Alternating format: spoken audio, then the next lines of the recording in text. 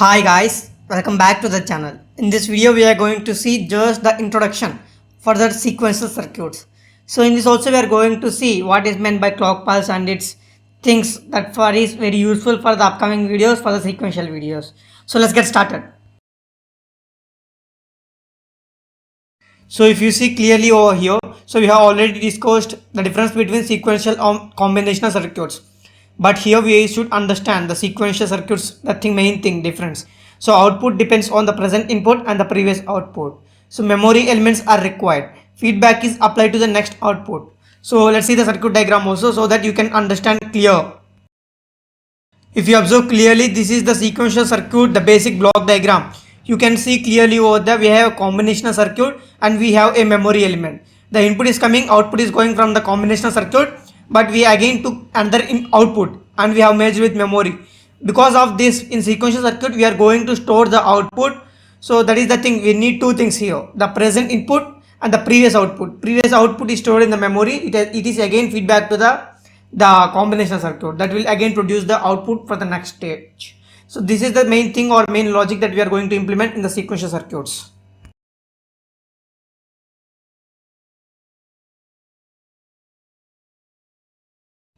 So in the sequential circuits only we have two parts. The first one is synchronous sequential circuits. So this is very important. And the next one is asynchronous sequential circuits.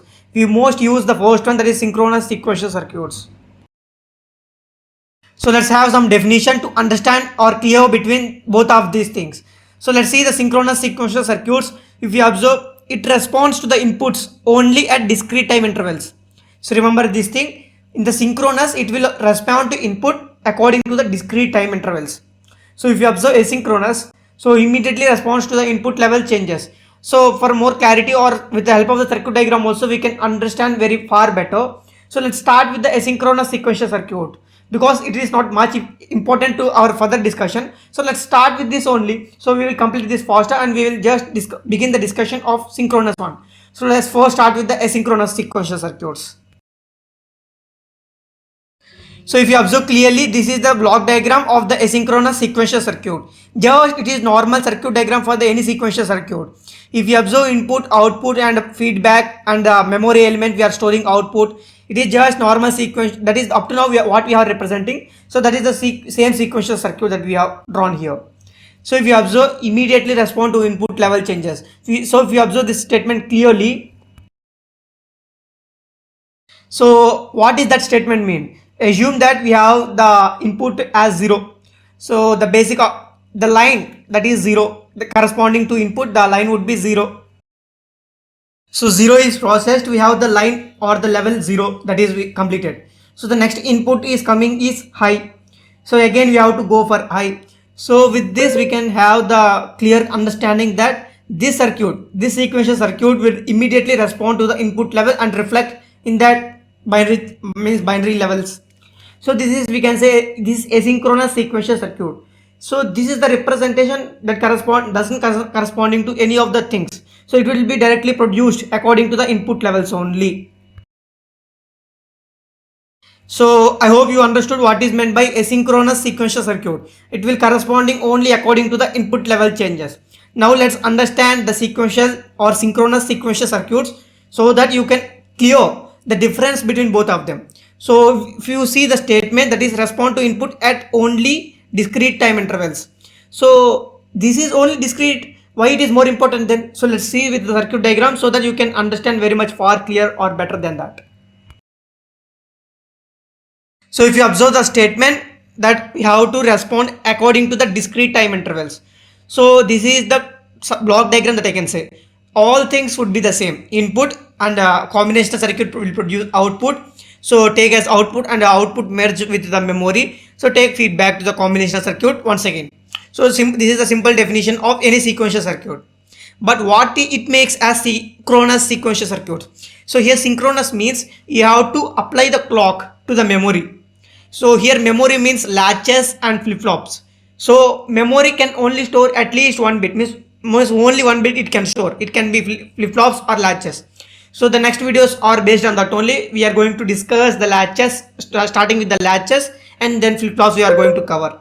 But just remember or just recall that in the place of memory we are going to use the memory elements like flip-flop, that and all things. And for the memory we are going to pass the clock. So here clock means very important thing. So let's understand what is meant by clock. So with the help of clock we can do many things. So we can count the number of pulse, or we can have the time, or we can have the frequency, we can have the what we say the time on time, many more things we can calculate with the time or the clock. So that is the reason we are going to use the clock pulse in the memory, or we are going to pass in that. So the clock pulse, according to that, so first we need to understand the clock pulse so that we can able to understand the synchronous sequential circuit. So as a synchronous sequential circuit is very hard solve for this concept, sequential circuit concept. First we need to understand the concepts of clock. So let's just start discussing about the clock. Then again come back to the synchronous sequential circuit and we will resume this discussion. So let's first understand what is meant by clock. So clock is nothing but the full one wave. I hope you know in the general physics, I hope you will read about that. So clock is nothing, a time period is nothing but so a general wave, one full wave, we can simply say one square full wave. Just simply saying a train, if you have a train pulse of square waves, means square wave pulse, in that we are going to have one full wave, full square wave, that is the known as time period. So in that the on or the high level is known as the on period, the off period is known as the low level is known as off period, time off period, that is also time. So combinedly on time period and off time period combinedly called the time period. If you inverse it, you can get the frequency like that you can have. So basically clock means this, a series trained pulse of square waves pulse. So as we are discussing, at first we need to understand what is meant by duty cycle in the clock. So concepts of clock, while we are discussing, we should know this basic concept, because this is the main important problem. This might be asked in your university exams also. So let's understand what is meant by duty cycle. So duty cycle means nothing but the percentage of on time. So if you consider the formula for the duty cycle, that is T on by T time period, total time period. So if you consider the duty cycle is equals to 50%, suppose they have considered or they have given in the question itself the duty cycle is 50%, then we can consider that on period of time is 50%. So one full 100%, I can say T on plus T off is equals to what, the total time period. So simply with that we can consider the, if duty cycle is 50%, means the on time is 50%, the remaining time period, that is the off time period, that is 50%. So in the duty cycle is 50%, we can consider that the off period of time and the on period of time are both are same. So this is the first case, duty cycle is equals to 50%. So next remaining two cases would be as usual. What if duty cycle is less than 50%? So I already said duty cycle means the percentage of on time. So if percentage of on time is less than 50, means the off time would be high, the on time would be less. So that is the thing, major thing that you can also observe over there. So duty cycle is greater than 50% means what? On time would be high. So you can also observe from that variable expression also, T off is less than the T on. So you can also clearly see in the clock pulse also, square wave pulse, the T on period is high than T off period. So as we already discussed the combinational circuit and we have the memory. So this is the block diagram that we have already saw. So we can also represent in this format also the sequential block, and the input we have clock and output. Instead of representing always the combinational circuit and memory combining, we can simply show that is a sequential circuit. Okay, all this okay, this block diagram I know. Then the next question is, we have a clock pulse, just we are sending. Then what is the use? So according to the input, the clock pulse has to be merged with the clock pulse, has to be compared with the input, and it has to perform some functionality. So that is the reason that we are using clock in this memory. So the main thing, or how we can trigger in the circuit, just passing is not enough. How it has to be performed. So how it can be triggered, the circuit, the combinational and the memory circuits, or how it can trigger the sequential circuits. So for that we have two triggerings, that is level triggering and edge triggering. So it responds to the discrete time intervals according to this triggering only. So the main thing that is here is the level triggering. So I hope you can relate all these things. So in the synchronous sequential circuits, slowly we can combine the concepts and we can see an overall picture. So in the sequential circuit we have clock, In the clock pulse, it will respond according to the level trigger or the edge trigger. So now we will understand what is meant by level trigger and edge trigger. So it will compare with the inputs and will act according to the output. First, let's understand what is meant by level triggering. So level triggering means, I hope you know, the leveling means the 0 level or the 1 level, low level or high level. So basically you can understand over here, when the inputs are corresponding to the, means if you consider this as output, the output is corresponding to the input as only the low levels. So that is known as low level triggering. So that is just corresponding to the high level, that is known as high level triggering. So this is the low level and high level triggerings. So both are combinedly in the level triggering.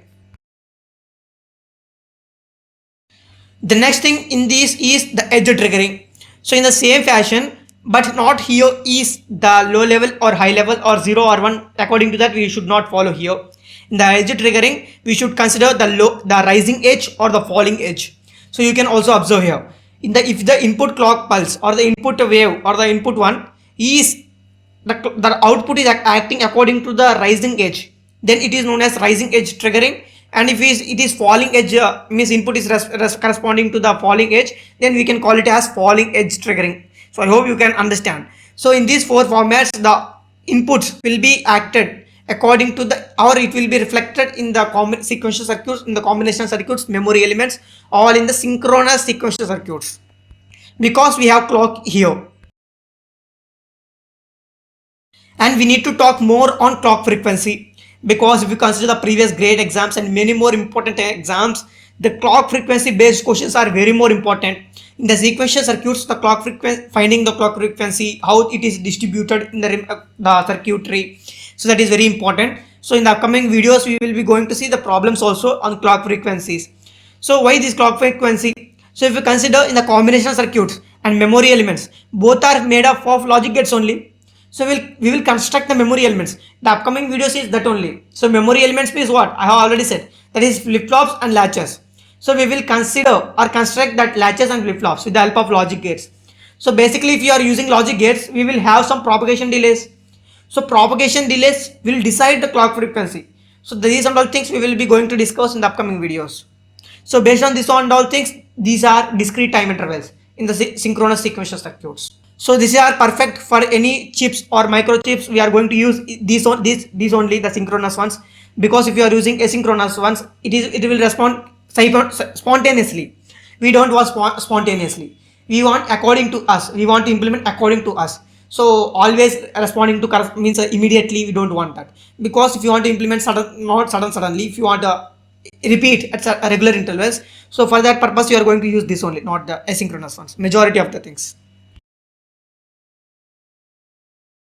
So finally, we are forgetting about one major important thing, that is we'll be covering in the upcoming videos, that is memory elements, that is latches and flip-flops. We'll be covering in the next videos only, that is latches, starting with the latches. So I hope you understood this synchronous sequential circuits. This is very important.